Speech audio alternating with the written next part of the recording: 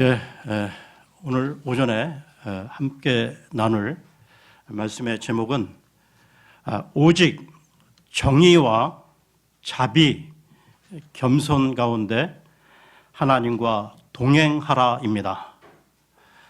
오직 정의와 자비, 겸손 가운데 하나님과 동행하라. 지난 시간에 미가서 5장을 통해 메시아 그 통치자에 대한 초림과 재림에 대한 예언의 말씀을 살펴보았고요. 오늘은 계속해서 미가서 6장의 말씀을 나누겠습니다. 그러면 본문에 들어가기 앞서 그 6장 전체의 내용을 간략히 살펴보고 가겠습니다. 그러니까 6장은 크게 세 부분으로 나눌 수 있는데요. 그러니까 1절에서 5절까지는 주의 말씀을 들으라로 시작하면서 하나님이 어떻게 이스라엘을 도우셨는가에 대한 하나님의 변론을 제시하고 있고요. 그리고 6절에서 8절까지는 주 하나님이 요구하시는 것이 무엇인지에 대한 미가의 고백과 깨달음이 이어지고 있습니다. 그리고 9절에서 16절까지는 주 하나님께서 그 백성의 죄악을 고발하면서 그 죄악에 합당한 심판을 선포하시는 내용으로 되어 있습니다. 6장의 내용을 다시 정리하자면 그 하나님이 이스라엘에 대해 어떻게 언약을 지키셨으며 그러면서 이스라엘에게는 무엇을 요구하시는지를 다루고 있는데요. 그에 반해 그 이스라엘의 실상은 어떠했으며 그로 인해 하나님은 어떤 심판을 선포하시는지에 대해 말씀하고 있다는 것입니다. 그러면 미가서 6장 1절 2절을 보겠습니다. 미가서 6장 1절 2절입니다. 너희는 이제 주가 말하는 것을 들어라. 일어나서 너는 산들 앞에서 강력히 주장하라. 그리하여 언덕들이 너의 음성을 듣게 하라. 오 산들아, 너희 땅의 강한 기초들아, 너희는 주의 논란을 들어라. 이는 주가 그의 백성과 논란을 일으키시기 때문이니 그가 이스라엘과 변론하리라. 2절 끝에 이스라엘과 변론하리라는 말이 나오고 있는데요. 이 변론이라는 말을 통해 6장 전체의 내용이 재판 과정으로 생각해 볼 수 있다는 것입니다. 그러니까 1절에 나오는 그 산들과 언덕들은 그 양쪽 그 소송 그 당사자들의 그 말을 듣고 그 판정을 내리는 그 일종의 그 배심원들이라고 볼 수 있는데요. 그러니까 이런 산들을 비롯해 하늘, 땅 같은 이 자연 세계는 창조 때부터 그 자리에 존재하며 그동안 이루어진 모든 일들을 목격했으리라는 점에서 대언자들을 통해 이 하나님이 변론하실 때 종종 그 배심원이나 증인으로 호출되고 있다는 것이죠. 이와 관련해 신명기로 갑니다. 신명기 30장 19절을 보겠습니다. 신명기 30장 19절입니다.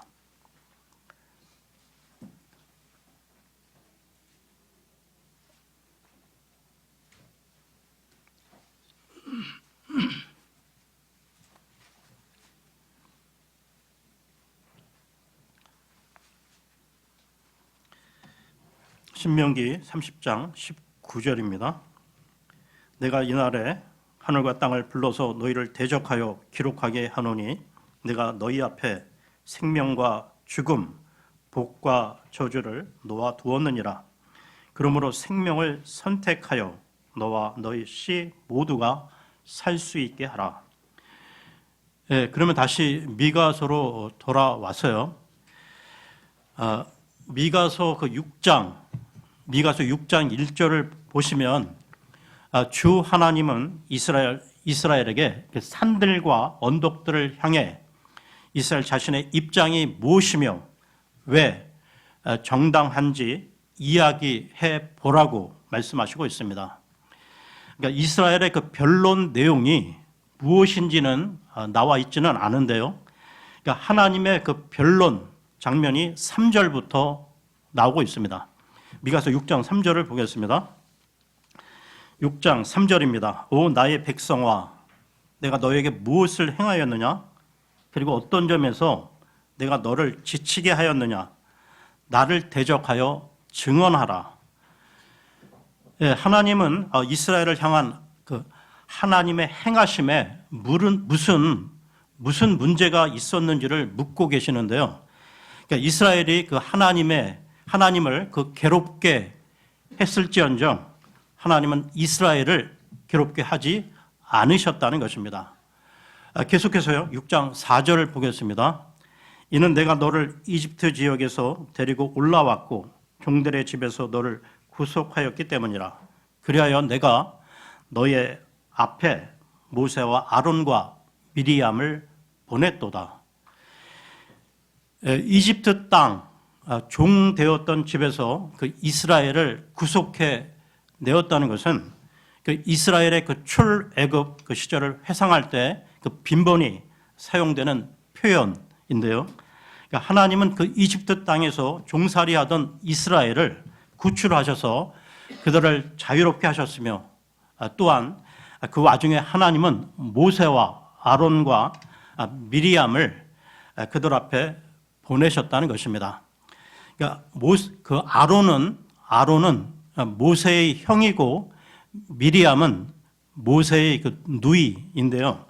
그러니까 모세 오경을 보게 되면 하나님이 모세와 이 아론을 보내셨다는 언급은 곳곳에 나오고 있지만 미리암이 지도자로 함께 언급되는 부분은 아마도 그 홍해를 건넌 뒤에 미리암이 그 모든 여인을 이끌며 하나님이 행하신 일에 대해 그 찬양한 것을 염두에 두는 것입니다.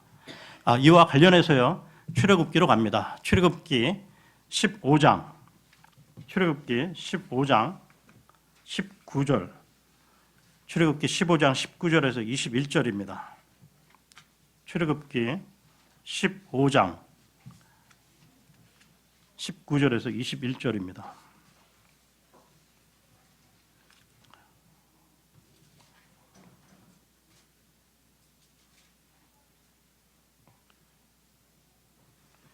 이는 파라오의 말이 그의 병거들과 그의 기병들과 함께 바닷속으로 들어갔고 주께서는 바닷물들을 그들 위로 다시 돌려 놓으셨으나 이스라엘 자녀들은 바다 한가운데서 마른 육지 위를 갔기 때문이라.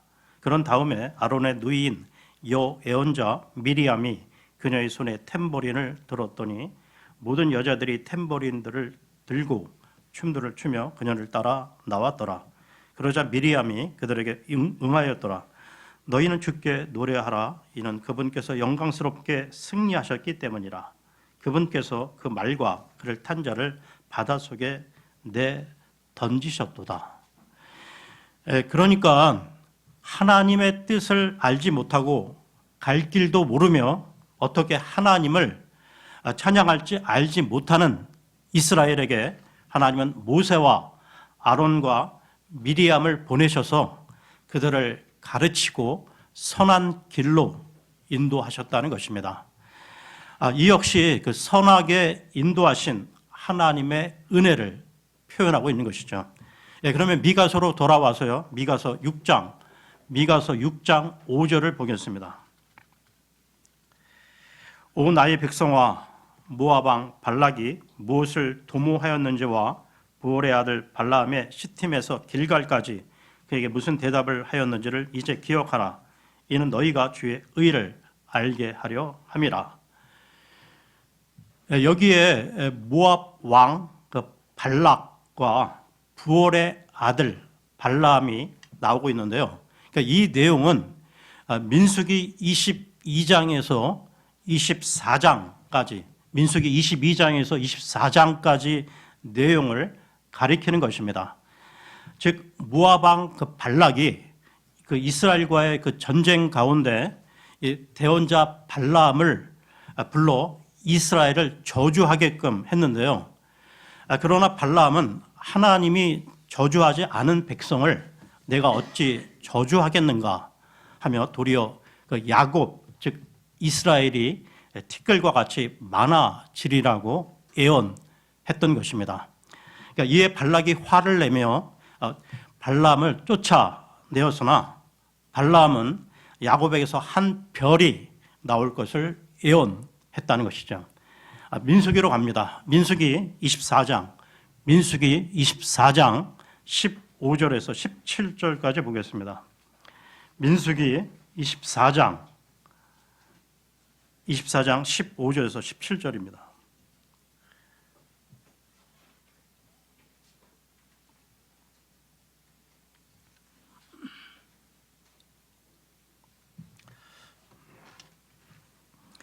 이윽고 그가 그의 비유를 지어 이같이 말하였더라. 부올의 아들 발라함이 말하였으며 두 눈이 열린 사람이 말하였도다. 하나님의 말씀들을 들은 자요 지극히 높으신 분의 지식을 안 자요 전능하신 분의 현시를 본 자요 현시의 몰입에 빠졌으나 자기 두 눈을 뜨고 있는 자가 말하였도다. 내가 그를 쳐다볼 것이나 지금은 아니라 내가 그를 볼 것이나 가깝지는 않도다. 야곱에게서 한 별이 나올 것이요 이스라엘에서 한 왕홀이 일어날 것이니 모압의 구석구석을 치고 셋의 모든 자녀들을 멸하리라. 17절에 야곱에게서 한 별이 나오며 이스라엘에게서 한 왕홀이 일어난다는 것은 메시아 즉 예수 그리스도를 말씀하고 있는 것입니다. 그러니까 이스라엘은 자기들을 저주하려고 하는 이 모압 왕, 이 발락의 시도를 알지도 못했는데요. 오직 하나님께서 먼저 행하셔서 발락의 꾀를 꺾고 도리어 발람으로 하여금 이스라엘을 축복하게 하셨다는 것입니다. 그러므로 발락과 이 발람의 사건은 그 이스라엘을 향한 하나님의 전적인 은혜와 돌보심을 보여주고 있는 것이죠. 그러면 미가서로 돌아와서요. 미가서 6장 5절을 다시 보겠습니다. 오 나의 백성아 모압 왕 발락이 무엇을 도모하였는지와 부올의 아들 발람이 시팀에서 길갈까지 그에게 무슨 대답을 하였는지를 이제 기억하라. 이는 너희가 주의 의를 알게 하려 함이라. 지금 읽은 9절 끝부분에 이는 너희가 주의 의를 알게 하려 함이라 말씀하고 있습니다. 주의 의는 예수 그리스도를 말씀하는 건데요. 이와 관련해 로마서로 갑니다. 로마서 3장 21절에서 22절 로마서 3장 21절 22절을 보겠습니다.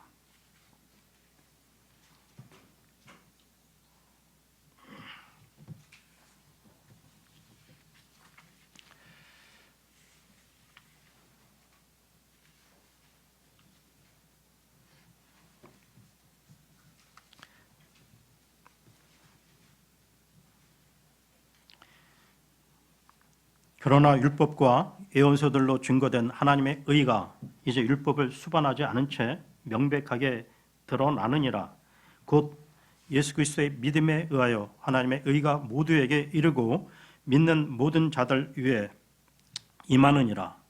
이는 거기에 차이가 전혀 없기 때문이라. 21절에 율법과 예언서들로 증거된 하나님의 의라는 것은 예수 그리스도를 말하는 것인데요. 그러니까 발락과 이 발람의 사건을 비롯하여 구약의 이런 역사적 사건들이 주 예수 그리스도를 증언하고 그분을 알게 하려는 예표라는 것이죠. 그러니까 유대인들은 이 의를 알지 못해 자신의 의를 세우려 했던 것이죠. 로마서 10장으로 갑니다. 로마서 10장 3절 4절을 보겠습니다. 로마서 10장 3절 4절입니다.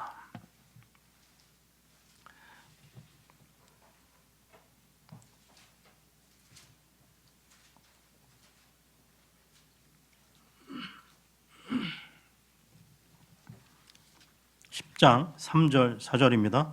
이는 그들이 하나님의 의에 대하여 무지한 채 그들 자신들의 의를 확고히 세우려고 공들이면서도 하나님의 의에는 스스로 복종하지 않았기 때문이라. 이는 그리스도께서 믿는 모든 자에게 저마다 의를 위한 율법의 종결이 되시기 때문이라. 네, 그러면 다시 미가서로 돌아오겠습니다. 이스라엘은 자신들이 지금까지 걸어온 길을 기억해 보면 곳곳에서 하나님의 공의로운 행하심을 깨닫게 될 수밖에 없다는 것이죠. 하나님이 대언자를 통해 너희는 들으라고 촉구하시지만 어떤 그 새로운 말씀이 더 필요하기보다는 그들이 걸어온 그 지난 날들을 되돌아보고 기억할 때 하나님이 이미 베푸신 그 풍성한 은혜들을 알게 될 것이기 때문입니다.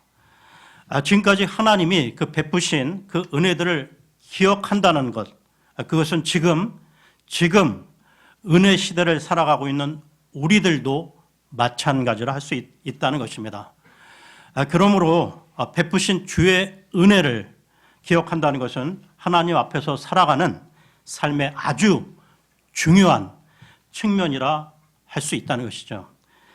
여러분, 주의 은혜를 기억하는 것은 하나님을 경외하는 것이지만 그 은혜를 망각하는 것은 하나님을 떠나 하나님이 아닌 다른 것을 바라보며 그것들을 의지함으로써 하나님 보시기에 그 합당치 않은 일로 연결되게 된다는 것입니다. 그러니까 하나님은 이스라엘을 위해 이렇게 어떻게 행하셨는지를 변론하셨는데요. 그러니까 광야길을 걷는 동안 하나님은 그들보다 먼저 행하셨고 마침내 약속의 땅에 이르기까지 그들을 인도하시고 보호하셨다는 것입니다. 참으로 하나님은 그 언약에 신실하셨다는 것이죠. 다음 말씀 미가서 6장 6절 7절을 보겠습니다. 미가서 6장 6절 7절입니다. 내가 무엇을 가지고 주 앞에 나아가서 높으신 하나님 앞에 내 몸을 숙여 절할까? 내가 번제물들을 가지고 일련된 송아지들을 가지고 그분 앞에 나아갈까? 주께서 수천의 순양들이나 수만의 기름의 강물들을 기뻐하실까? 내가 나의 불법으로 인하여 나의 첫 태생을 나의 혼의 죄로 인하여 내 몸의 열매를 내어드릴까? 하나님은 이처럼 공의롭게 우리에게 은혜를 베푸셨으니 그렇다면 우리는 무엇을 가지고 하나님께 나아가야 하는 것인가? 번제 헌물, 일련된 송아지, 수천의 순양, 수만의 기름, 내 맏아들 등 이 극진한 정성, 내게 가장 소중한 것을 바치는 정성이라고 표현할 수 있는데요. 오늘날 많은 그 교회들 역시 이렇게 동물들을 바치지는 않지만 예배자의 정성을 요구합니다. 극진한 정성하에 헌신과 헌금을 강조하는데요. 그렇다면 주께서 요구하시는 것, 선한 것은 무엇일까요? 6장 8절을 보겠습니다. 6장 8절입니다. 오 사람아, 그분께서 무엇이 선한 것인지 너에게 보이셨도다. 그런즉 주께서 너에게 요구하시는 것은 오직 정의롭게 행하고 자비를 사랑하며 너희 하나님과 겸손하게 동행하는 것이 아니냐. 오늘 말씀의 핵심 구절인데요. 그러니까 주께서 요구하시는 것은 세 가지인데요. 첫 번째는 정의롭게 행하는 것입니다. 이와 관련된 말씀 보겠는데요. 아모스서로 갑니다. 아모스 5장 24절입니다.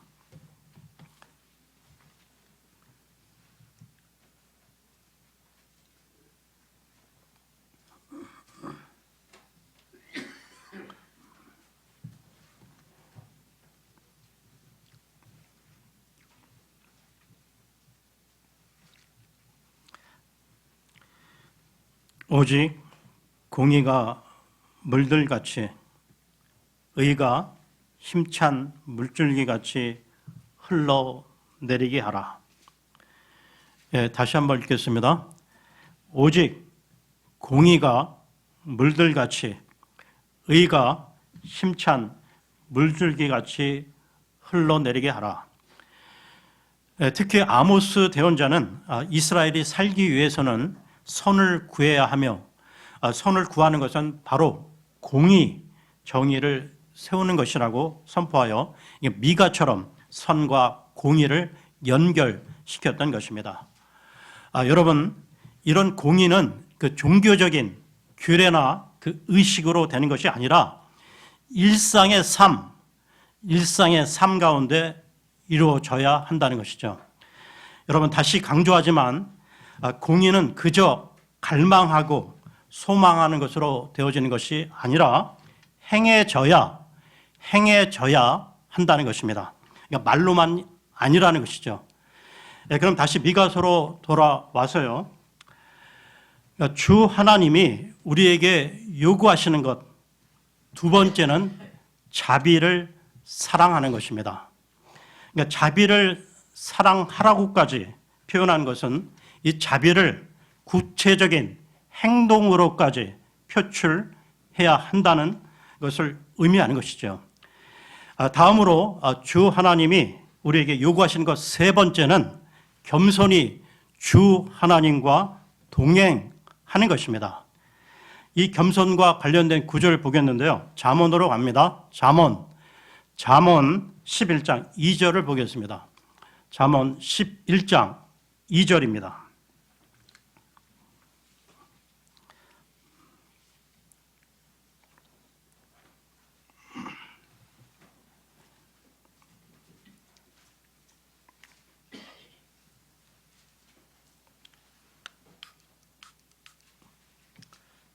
교만이 올 때는 그 뒤에 수치도 오느니라. 그러나 겸허한 자에게는 지혜가 있느니라. 겸손하게 하나님과 동행하는 것은 주제넘게 앞서 나가거나 제 멋대로 행하는 것이 아니라 언제든 하나님과 함께 동행하는 것입니다. 그야말로 하나님을 굳게 신뢰하며 그분이 명하시는 길을 따라 한 걸음씩 순종하며 걸어가는 것이죠. 우리가 행하는 공의와 우리가 사랑하여 실천하는 이 자비가 과연 실제로 공의이며 자비인지, 그리고 그 결과 우리의 삶을 변화시키고 있는지를 돌아보며 우리는 겸손하게 하나님의 인도하심을 구해야만 한다는 것입니다. 여러분, 우리가 이 악한 세상 가운데 선하게 살려고 노력함에도 불구하고 좀처럼 바뀌지 않는 이 현실들을 보면서 때론 낙심하고 체념하게 될 때도 있는데요. 그래도 우리는 다시 겸허히 하나님의 인도하심을 구하며 그분의 뜻을 실천해 가야 한다는 것입니다. 선을 행하되 지치지 않고 끝까지 가야 하는데요. 갈라디아서로 갑니다. 갈라디아서 6장 9절을 보겠습니다. 갈라디아서 6장 9절입니다.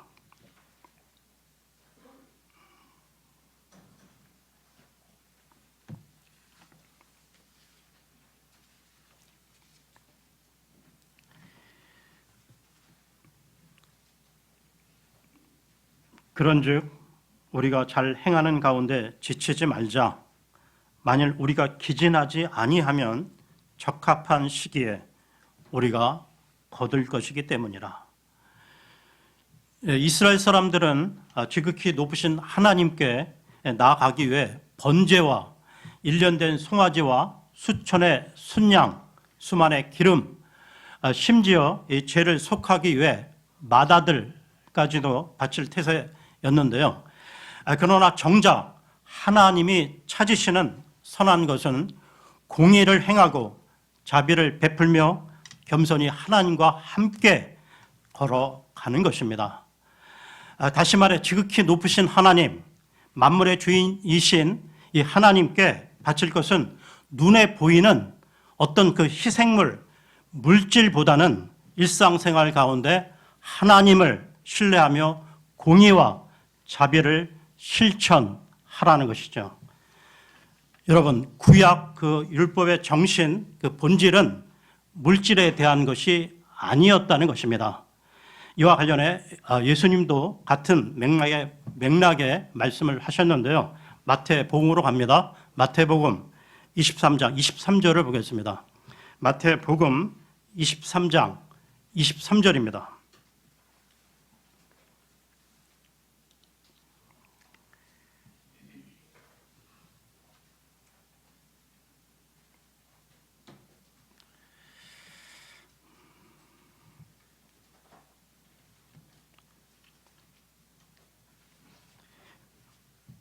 위선자들인 서기관들과 바리새파 사람들아, 너희에게 화가 있기를 바라노라.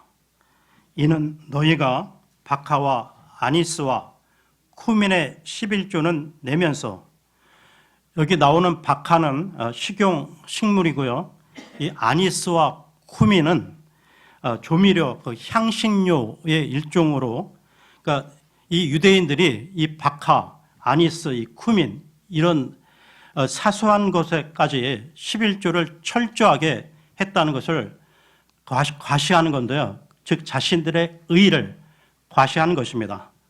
이는 너희가 박하와 아니스와 쿠민의 11조는 내면서 율법에 더 중한 사안들인 공의와 자비와 믿음을 빠뜨렸기 때문이라. 너희가 이것들을 마땅히 실행해야 하며 다른 것들도 실행하지 않은 채 남겨두지 말아야 하느니라. 그러면 미가서로 돌아와서요, 6장 9절을 보겠습니다. 미가서 6장 9절입니다. 주의 음성이 도시를 향하여 부르짖나니 지혜의 사람은 당신의 이름을 보리이다. 너희는 그 막대기와 그것을 임명하신 분의 말씀을 들으라. 여기에 나오고 있는 그 막대기의 말씀을 들으라는 말이 나오고 있는데요. 이 말은 징계의 소리를 들으라는 것입니다. 그렇다면 하나님은 누구를 징계하시는 것입니까? 히브리서로 갑니다. 히브리서 12장 6절을 보겠습니다. 히브리서 12장 6절입니다.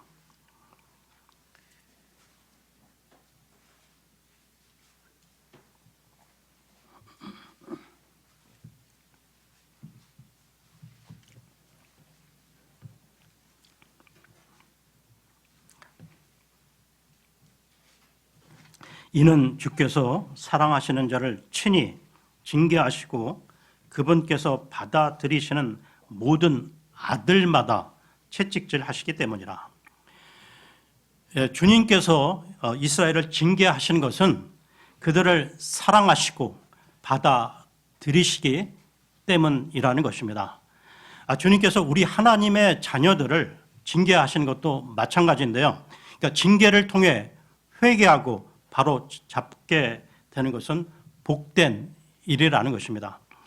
그러면 다시 미가서로 돌아와 6장 10절, 11절을 보겠습니다. 미가서 6장 10절, 11절입니다.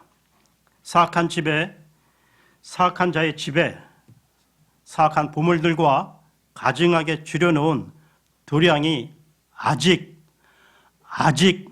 있느냐?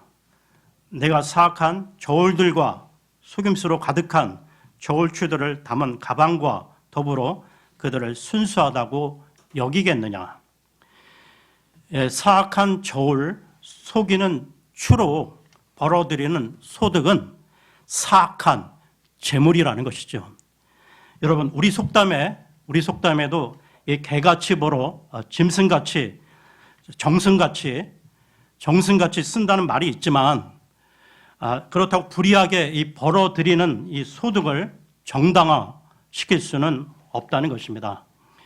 10절 끝에 나오고 있는 이 아직이라는 말은 여전히 그 이스라엘이 일상의 공의를 회복하지 않고 눈에 보이는 그 희생 제사에만 몰두하고 있음을 보여주는 것인데요.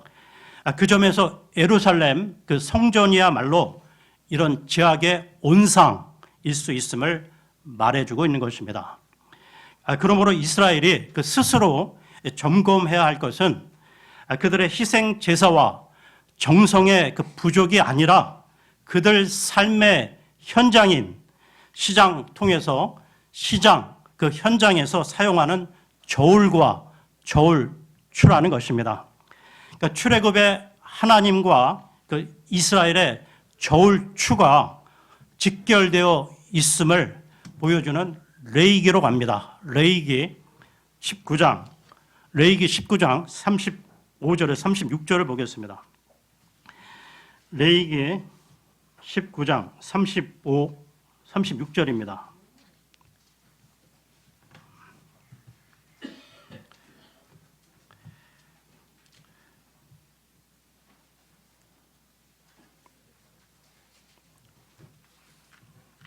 너희는 재판에 있어서나 측량기에 있어서나 무게를 다는 일에 있어서나 측량하는 일에 있어서 불의를 행하지 말지니라.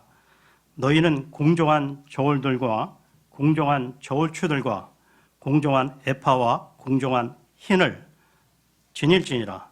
나는 너희를 이집트 지역에서 데리고 나온 주 너희 하나님이로다. 여기에 나오고 있는 에파는 이 곡물의 양을 측정하는 단위 약 22리터이고요.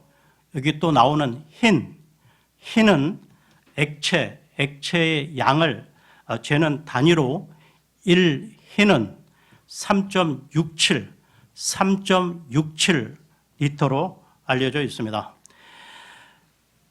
재물을 모으는 과정이 정의롭지 못하면 그 재물은 불의하며 사악하다는 것이죠. 다시 말해 재물을 형성하는 그 과정이 그 재물의 성격을 규정한다는 말입니다. 그럼 미가서로 돌아와서요. 미가서 6장 12, 13절을 보겠습니다. 미가 6장 12, 13절입니다.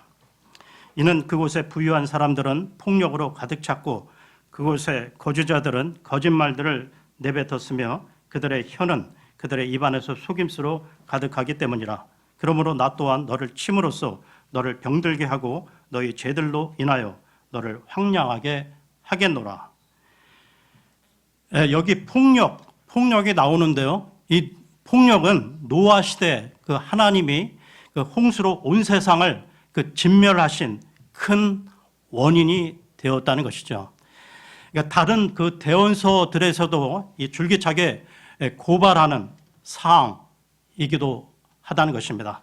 그러니까 이 에파를 흰을 조작하며 부정한 저울과 추로 불의한 재물을 쌓았으니 하나님은 그 부자들을 심판하시며 황폐케 하신다는 것이죠. 계속해서 14절을 보겠습니다. 14절입니다. 너는 먹을 것이나 만족하지 못하리라. 그리하여 너희 던져짐이 너희 한가운데 있으리라. 또 너는 붙잡을 것이나 구출하지 못하리라. 그리고 네가 구출하는 것은 내가 칼에 내놓겠노라. 유다 백성들의 그 죄악으로 인해 그들의 삶은 풍요가 아닌 기근과 결핍에 이르고 더 나아가 외침을 받을 때 보호받을 수 없게 된다는 것입니다. 계속해서 15절을 봅니다. 너는 씨를 뿌릴 것이나 네가 거두지는 못하리라. 너는 올리브들을 밟을 것이나 네가 기름을 너희 몸에 붓지는 못하리라. 또 너는 달콤한 포도즙을 밟을 것이나 포도즙을 마시지는 못하리라.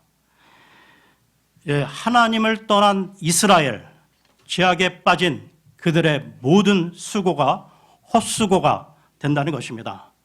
하나님께서는 그 이스라엘 백성에게 출애굽 이후 이 광야 생활 가운데 이런 경고의 말씀을 주셨는데요. 신명기로 갑니다. 신명기 28장 38절에서 40절까지 보겠습니다. 신명기 28장 38절에서 40절입니다.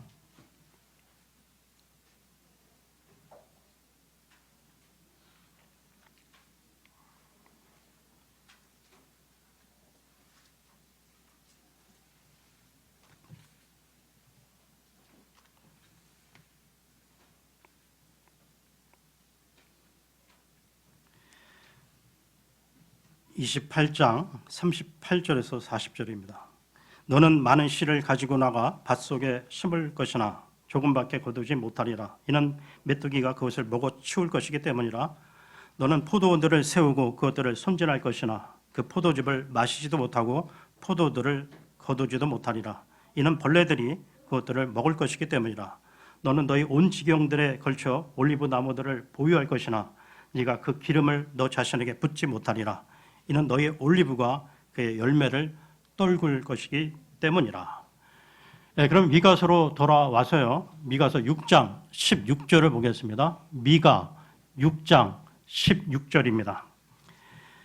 이는 오므리의 규례들과 아합 집의 모든 행위들이 지켜지고 너희가 그들의 조언들 가운데 살아가기 때문이라. 이는 내가 너를 황무지로 만들게 하려 함이요 그곳의 거주자들을 씩씩대는 야유거리로 만들고자 함이라.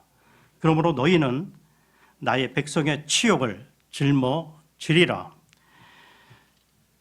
백성들의 죄와 잘못을 오므리의 그 규례들과 아합 집의 모든 행위를 따라 행했다고 규정하고 있는데요.